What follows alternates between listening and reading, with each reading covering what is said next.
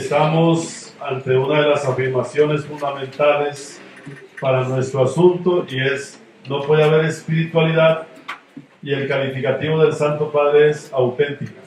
Es decir, claro que se dan otras espiritualidades, pero si se dan al margen de la palabra, ya ven en qué desastres hemos caído.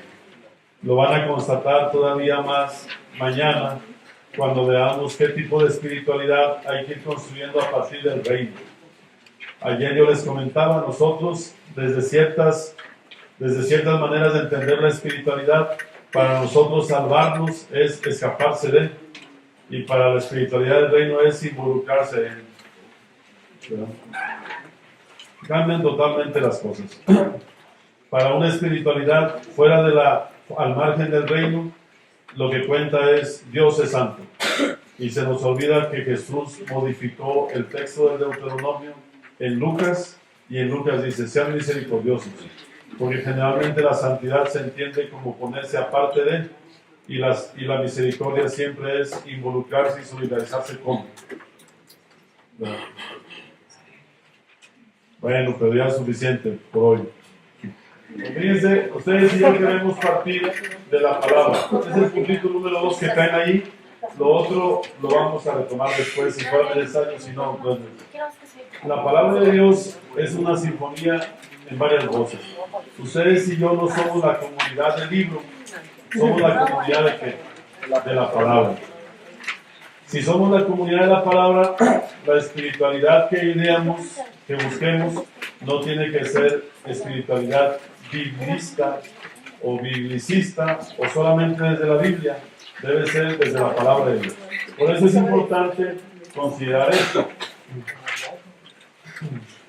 Más que la palabra de Dios es mucho más que la Biblia.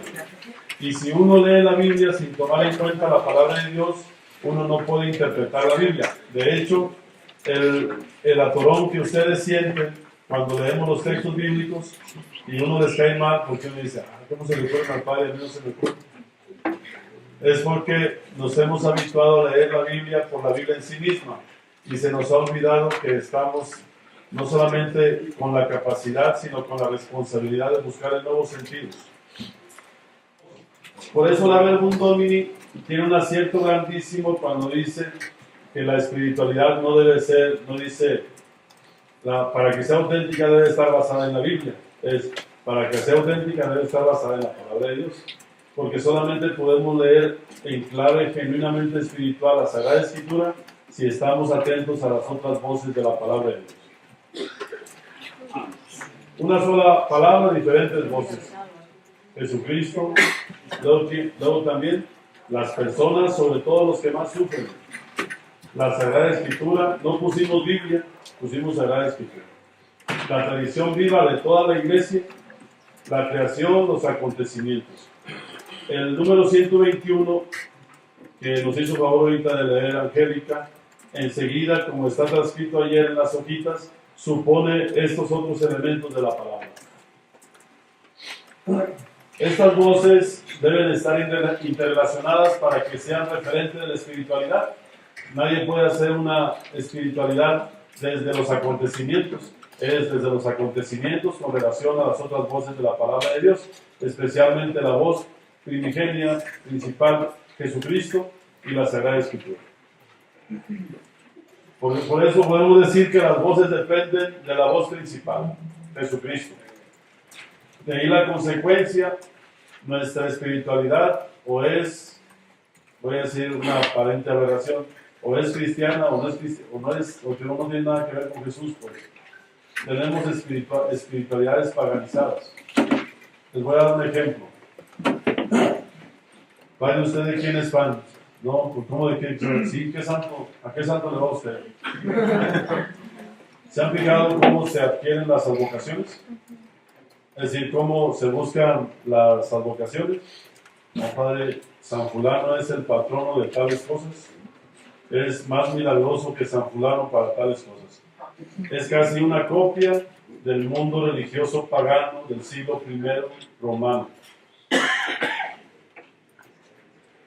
Una copia. Las familias tenían sus divinidades y la divinidad tenía que favorecer a la familia y a la ciudad. Y evaluaban cada año a las divinidades.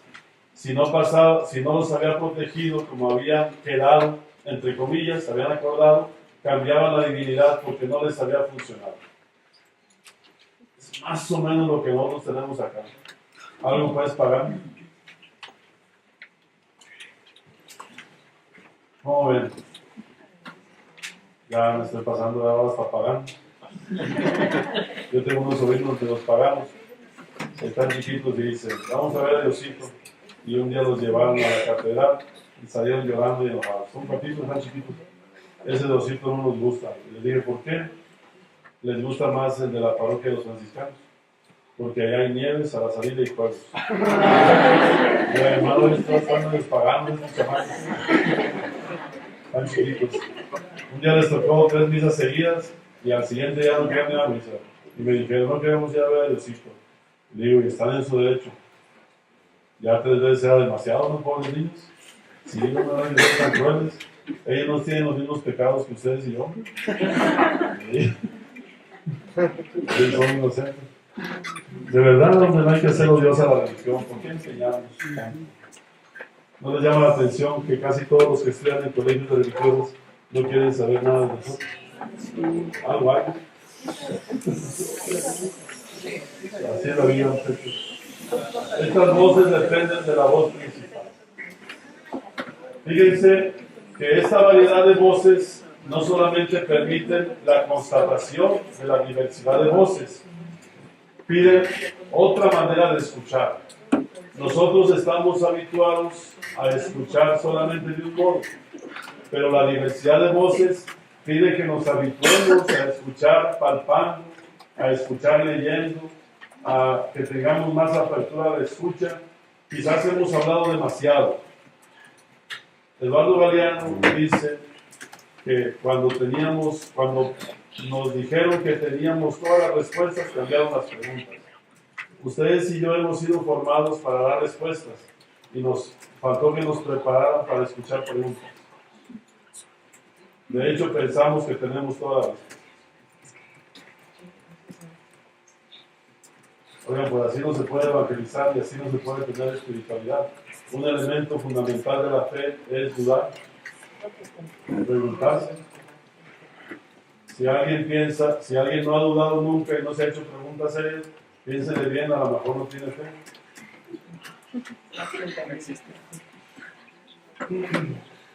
Voces de la palabra y énfasis para nuestro trabajo.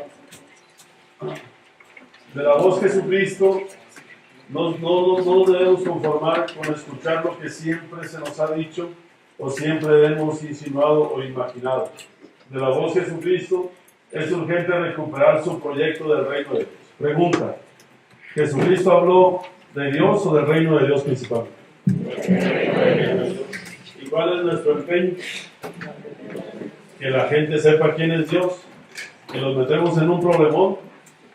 Después de unos cursitos de catequesis piensan que ya saben quién es Dios y entonces eso hace que automáticamente, al pensar que ya saben quién es Dios, automáticamente lo que cae en su cabeza es un ídolo. Porque nadie puede saber quién es Dios totalmente. A Dios nadie lo ha visto jamás, lo conocemos a través de su Hijo Jesucristo. Segunda peculiaridad de la voz. De la voz persona, ustedes y yo sabemos que Dios nos habla a través de las personas. Porque si bien, como decíamos ayer, si bien nadie puede ocupar el lugar de Dios, Dios está presente en cada persona y el Evangelio nos enseña que especialmente en los que más sufren. No se trata de hacer un juicio moral de, no, padre, pero por algo le mataron al hijo a la señora, ella lo metió en las drogas. Pero eso no es lo importante. Lo importante es que está sufriendo. A Jesús, ¿qué le preocupó en primer lugar? ¿El sufrimiento de las personas o su pecado? El sufrimiento, así como a nosotros. Uno es cazapecadores. Uno primero pregunta por el grado de culpabilidad de alguien y luego uno se informa por el grado de sufrimiento de alguien, si acaso.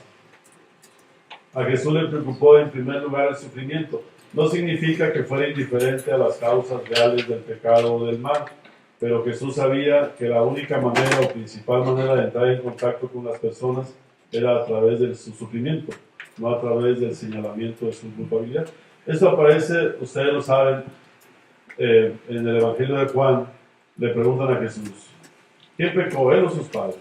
En el capítulo 1. ¿Y qué dice Jesús? Ni él ni sus padres. Es decir, la primera pregunta ante el sufrimiento de alguien no es si pecó. La primera pregunta es ¿qué podemos hacer ante su sufrimiento? Por eso Jesús dice una frase aparentemente enigmática, pero que es crucial en la teología de Juan, a mi modo de ver. Y es, ni él ni sus padres. Está así para que se manifieste la gloria de Dios. Y para Juan, a mi modo de ver, la gloria de Dios es el amor de las personas. Es decir, el amor. Está así para que alguien haga algo pues por él. Porque para Juan, creo yo, la pregunta ante el sufrimiento es, a ver, la morbosidad, ¿no? A ver qué hizo, porque tiene sida, a ver qué hizo, a ver. No, está sufriendo y amerita que hagamos algo. Nada más. Oigan, eso cambia el panorama. Hay gente que se especializa en cazar pecadores. Y los psicólogos dicen que generalmente ellos andan peor que uno. Sí, de verdad, es una proyección, ¿no? Sí. De la voz persona, Dios nos habla a través de las personas. Hay que recuperar los libros de sufrimiento. Imagínense una espiritualidad parroquial que tome en cuenta el sufrimiento de tantas personas. Pues haríamos mucho más que horas antes, ¿no? Digo, qué bueno que hagamos horas antes, pero tenemos que hacer mucho más que horas antes. Oigan, de la voz, creación, dice el Santo Padre Francisco, hay que recuperar sus gemidos que piden también redención. En ese momento no es posible una espiritualidad sin dimensiones ecológicas. De la voz tradición viva, fíjense bien, dice viva de toda la iglesia. De la voz tradición viva de toda la iglesia hay que recuperar lo nuclear de la fe. Nuestra iglesia es rica, es tremendamente rica en vivencia de fe. Ha habido mucha gente auténtica en nuestra iglesia. Obispos, religiosas, santos padres, religiosos, seminaristas, hasta seminaristas, no, laicos, no se diga, hombre, jóvenes, niños, ¿verdad? Hay que recuperar también lo nuclear de la esperanza, y hay que recuperar lo nuclear de la vivencia del amor. Nuestra riqueza es rica en testigos comunitarios y personales, como para pensar que todo empieza con uno. Vivimos del testimonio de muchas personas, vivas y difuntas. Nuestra fe siempre es a través del testimonio de otros en el buen sentido. Decía Bernanos que nosotros somos como enanos en hombros de gigantes. Ustedes y yo no somos nada sin el esfuerzo y el testimonio de tantas personas buenas y de tantas personas, en el buen sentido, pues, santas, ¿verdad? O comunidades testimoniales que han venido mucho antes que nosotros. Yo no alcanzo a entender por qué hay gente tan atrevida que piensa que todo comienza con ellos, ¿no? Pero la hay, y creo que aquí hay, ¿no? Oigan, de la voz acontecimientos, recuperemos el desafío de analizar a profundidad los signos de los tiempos. Es decir, cuando uno es superficial en el pensamiento, o cuando uno es superficial en los análisis y no profundiza uno lo que debe profundizar, sea teológico, antropológico, salud o lo que sea, ahí comienza a ser uno malo. Porque de la superficialidad surgen las decisiones mal tomadas.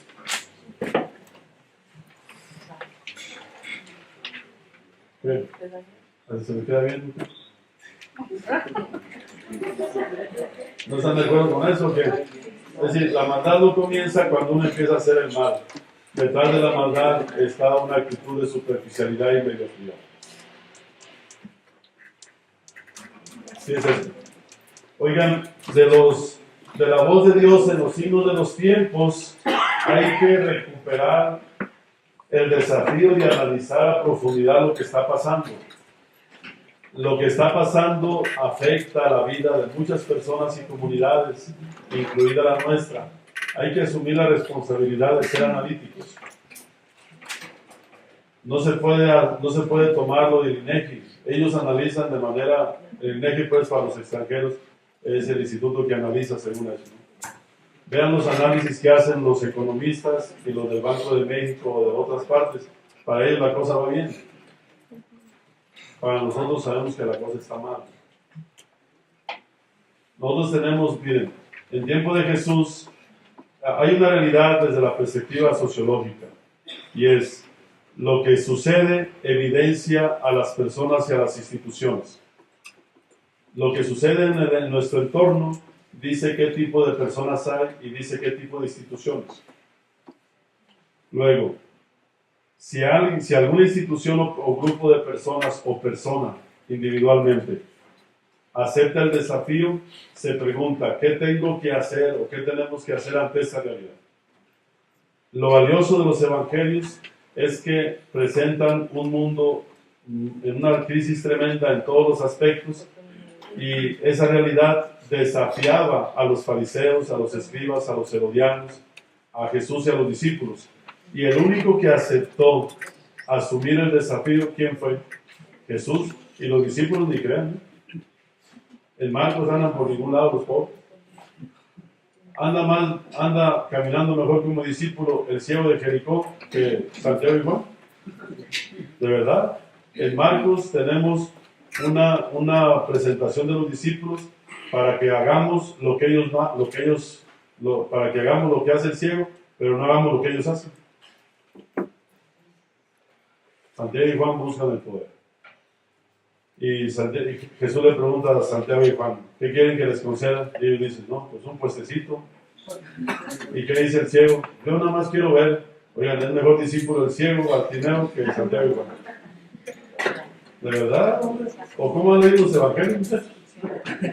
Bueno, ¿han leído los evangelios? Es la pregunta. Ese es el problema, muchachos, que vivimos de frasecitas y de eslogans. Y las frasecitas y los eslogans no generan espiritualidad, aunque circulen en la red. Hay un padre que nos manda, ya se me queda el grupo, nos manda la oración del padre fulano, y yo la borro, y me dice, ¿no te sirve para tu oración? Digo, no, hombre, ya es el colmo que haga la oración alguien por nosotros. Eso ya es el colmo, que alguien le haga a uno la oración. No, pero es que es un padre sudamericano muy famoso, pues lo que sea, pero no tiene que hacer oración por mí. Es que es un predicador, yo tengo desconfianza de los predicadores sistemáticamente. De verdad, hombre, estamos llegando a grados de cinismo, muchachos. Analicen profundamente lo que se dice en las predicaciones. Agarren un canal y vean qué tipo de espiritualidad subyace en los predicadores y en los contenidos de las predicaciones. Hagan un análisis crítico.